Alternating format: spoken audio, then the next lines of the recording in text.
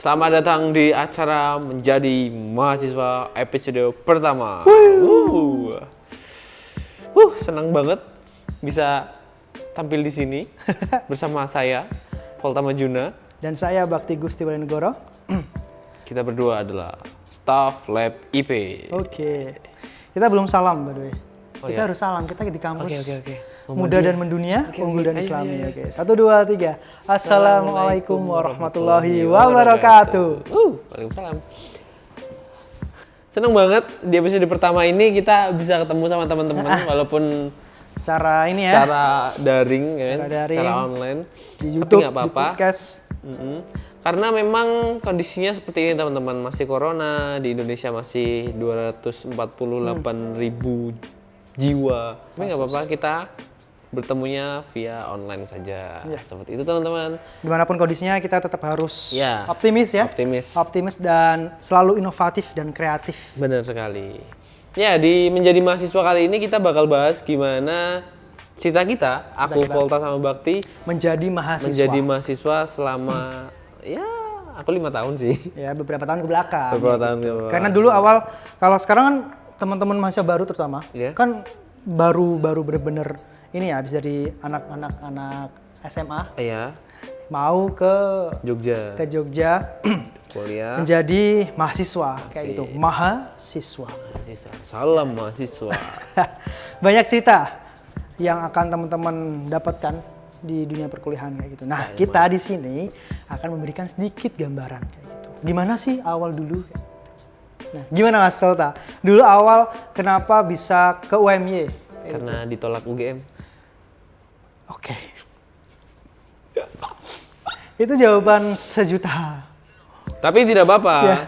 Awalnya saya dulu minder kuliah di Iya, UNY. iya. Serius aku Kita dulu nggak menutup-nutupi ya. Kita nggak munafik karena emang bener kayak gitu. kayak dulu minder, sumpah dulu kayak minder ke teman-teman yang negeri juga minder gitu. Tapi akhirnya kayak seiring berjalannya waktu Ya.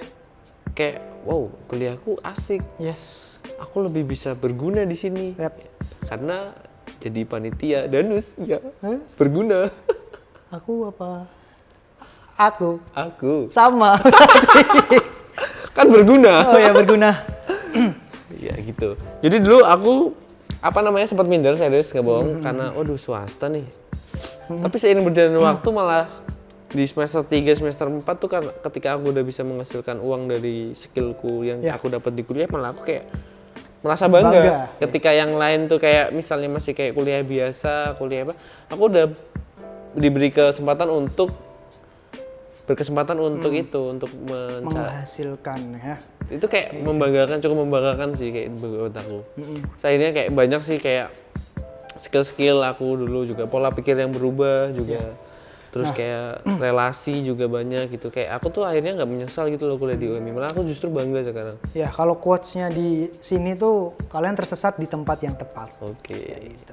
Oh iya bang? Iya. Kok aku lagi ngerti? Iya, itu tersesat di tempat yang tepat. Oh. Karena memang semua tergantung ke diri kita masing-masing. Iya, Mas. benar. Dimanapun kalian kampusnya, entah di negeri, entah swasta, entah manapun itu, kalau kita diem-diem aja, kita nggak mau berkembang, ya sama aja kayak gitu. Tapi kalau kalian di swasta kayak gitu, dimanapun kalian berada, kalau kalian ingin berkembang, kalian ingin mencapai lebih dan lebih, itu insya Allah kalian ada jalan. Kayak gitu. Ingat bro, berlian di tempat sampah pun akan tetap menjadi berlian. Asik. Ya, oke. Iya nggak? Ya betul. Itu gitu. kata siapa saya lupa.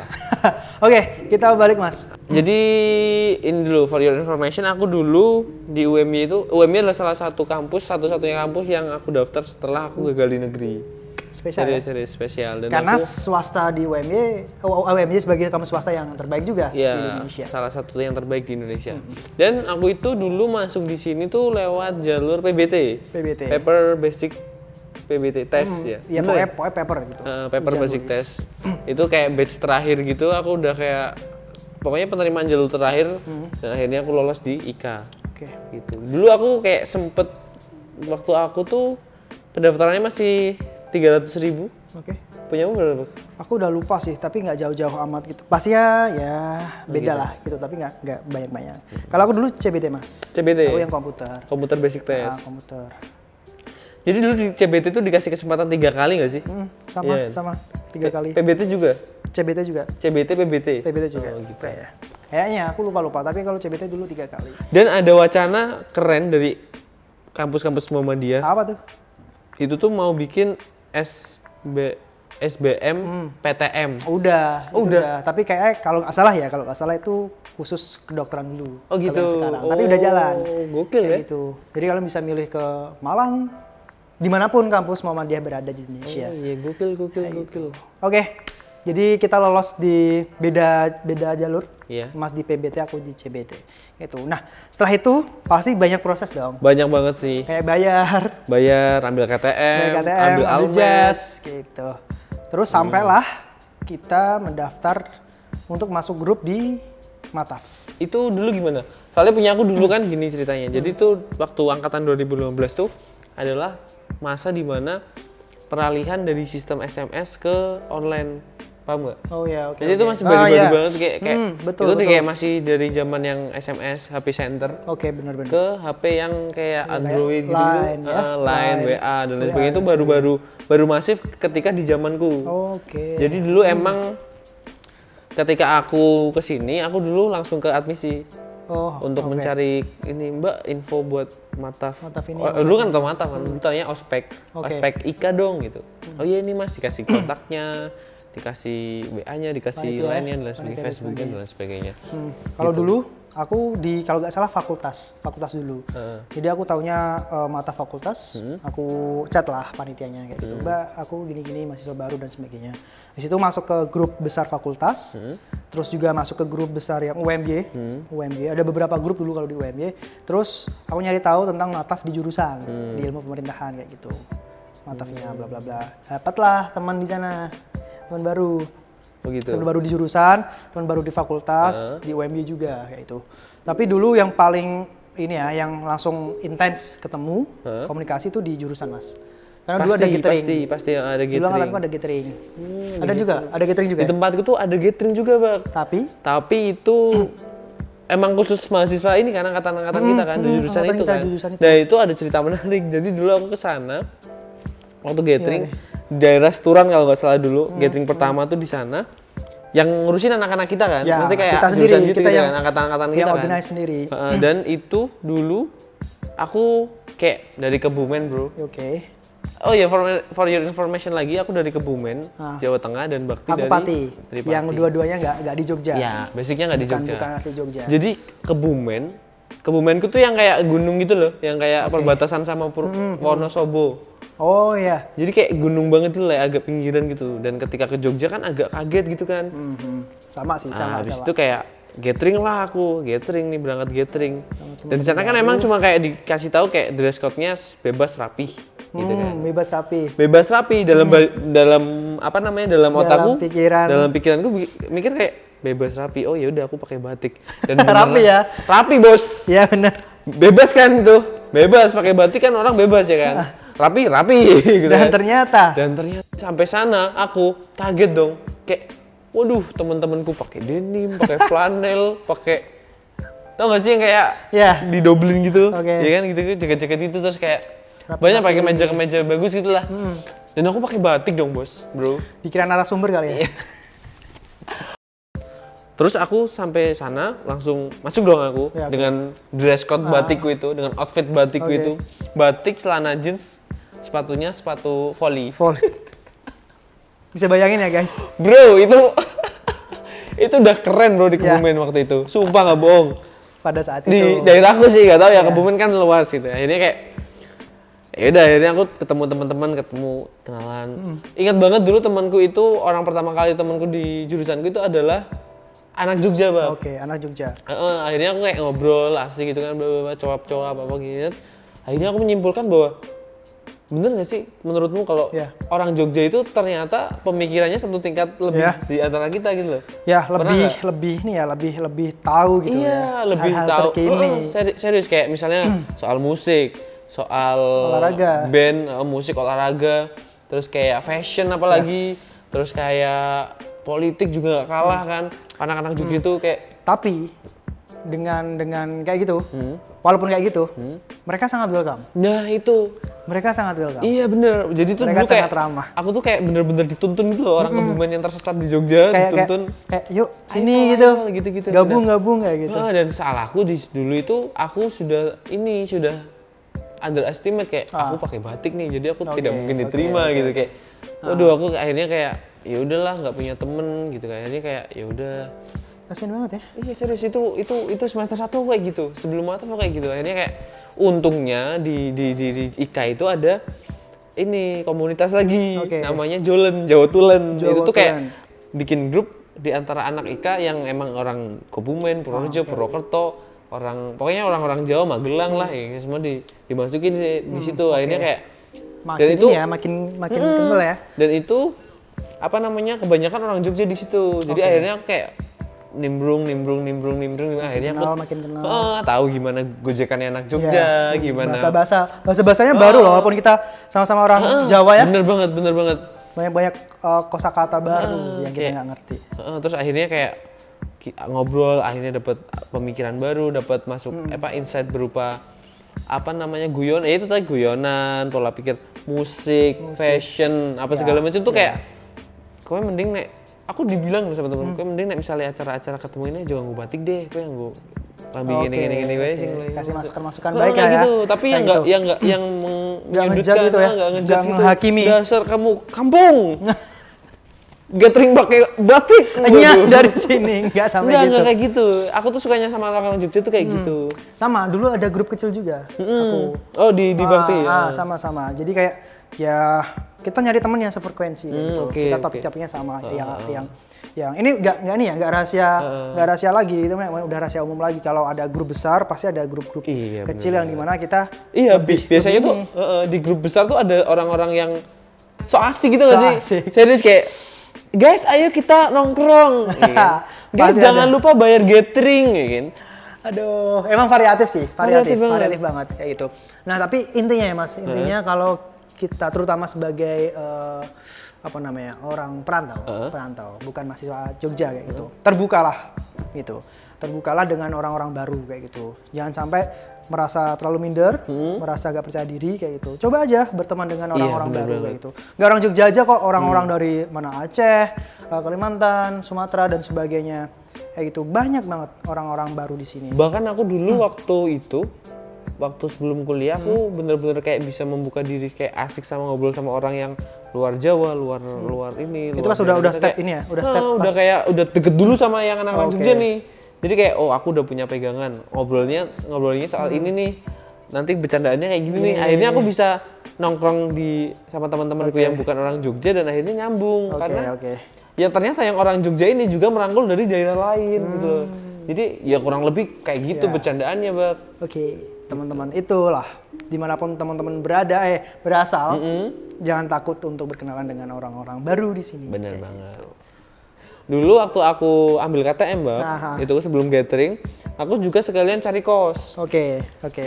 Kosku itu, ini sekalian tips untuk teman-teman anak baru ya. Kosku itu harganya cuma sekitar dulu tahun 2015 itu harganya 3.500.000 setahun.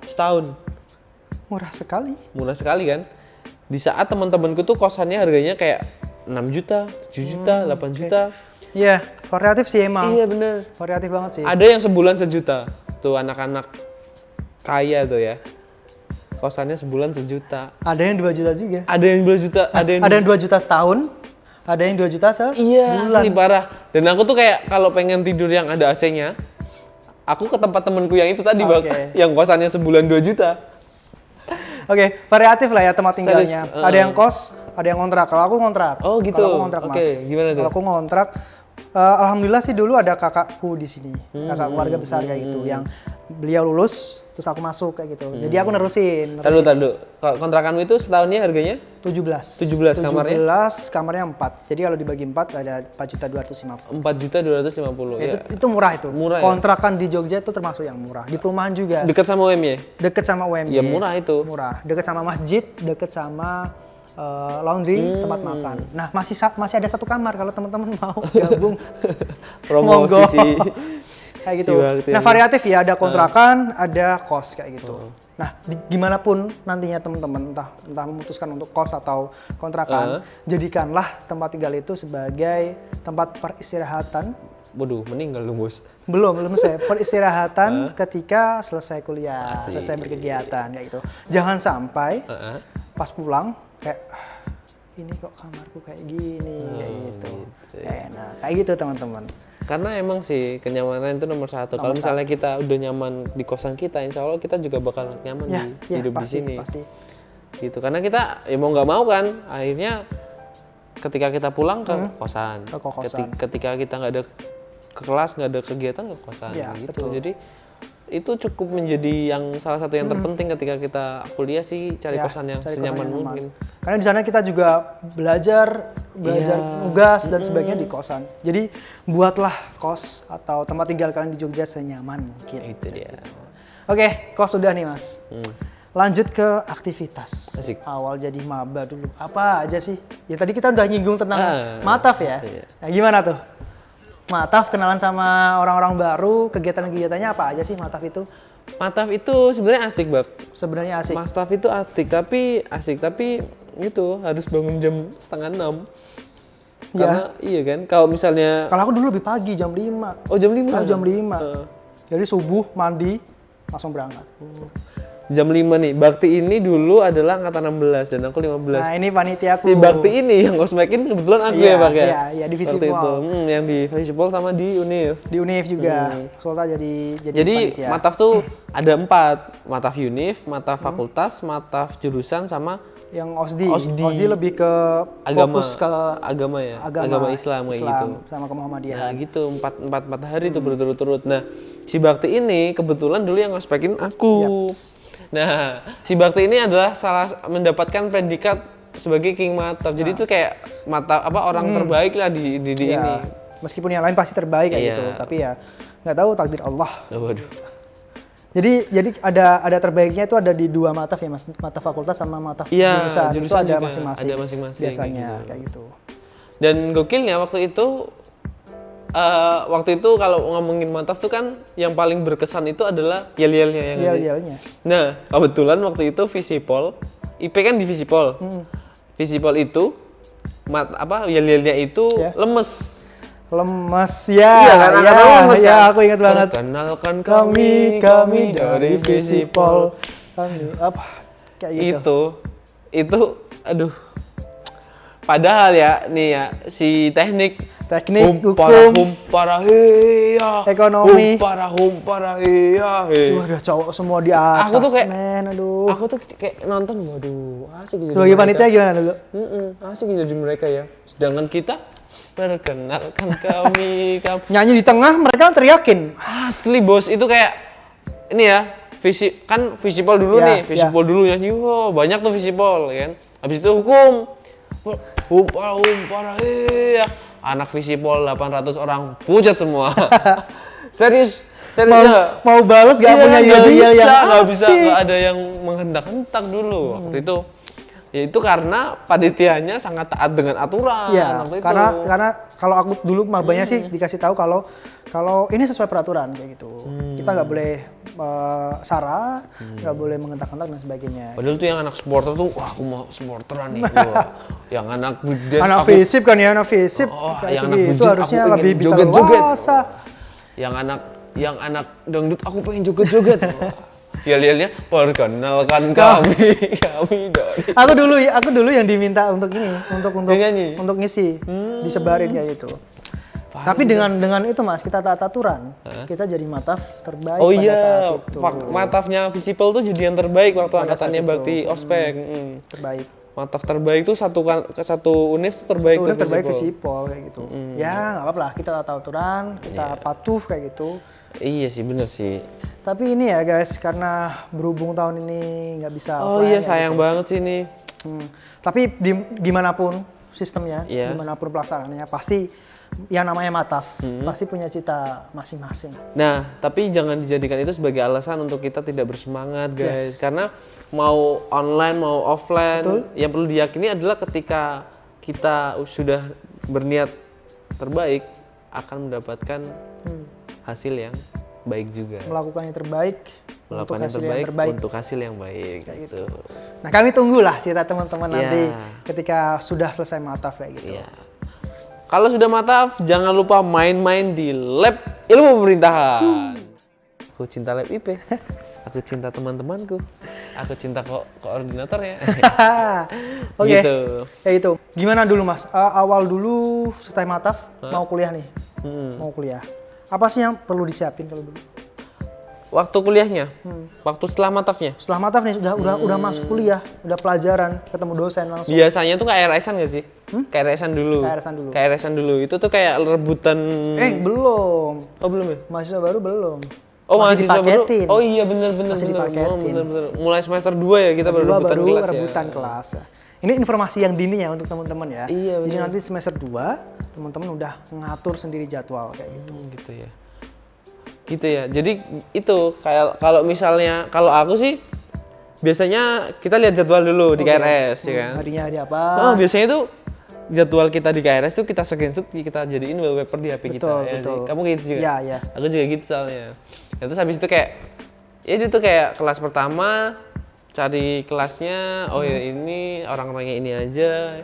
Bikin grup, bikin grup Dan kelas. sialnya dulu aku orang yang tak kenal di Mataf sama orang di kelas itu beda juga, Bang. Oke. Jadi aku bener-bener kayak memulai lagi Mulai dari lagi nol. ya, mulai kenal lagi ya, kayak gitu. Tapi dulu ada grupnya pasti. Ada grupnya pasti. Biasanya kita masuk kelas dulu dong baru dibikin grup. Kalau dulu karena dulu ada grup grup yang satu IP. Oh, Jadi pas udah ada KRS jadwal keluar, aku kelas apa, F, A dan sebagainya, langsung yang kelas F nih grupnya. Oh, kayak gitu. siap. Jadi udah ini ya, udah praktis gitu ya, enak ya.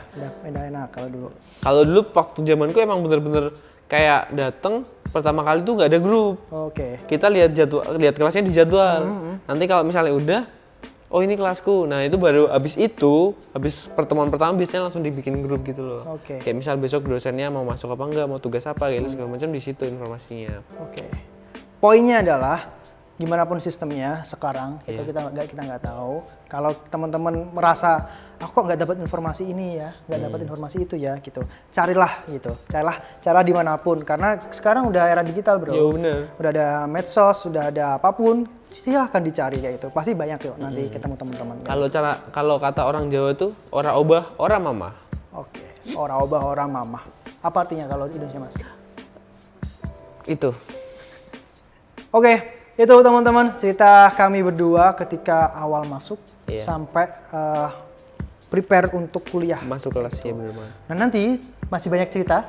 Kalian boleh banget komen di bawah. Yap. Mau cerita apa lagi nih? Organisasi, keluar kampus, dalam kampus, Lomba. univ, fakultas, jurusan itu mesti ada semuanya, Bang. Pasti ada. Tulis di bawah. pengen tahu Dinamikanya apa. banyak banget. Kalau gitu sampai sini aja Yes. menjadi mahasiswa episode pertama. Semoga bermanfaat. Jangan lupa nyalakan tombol loncengnya dan subscribe channel Ilmu Pemerintahan Universitas Muhammadiyah Yogyakarta. Sampai jumpa. Assalamualaikum warahmatullahi wabarakatuh. See ya. Bye.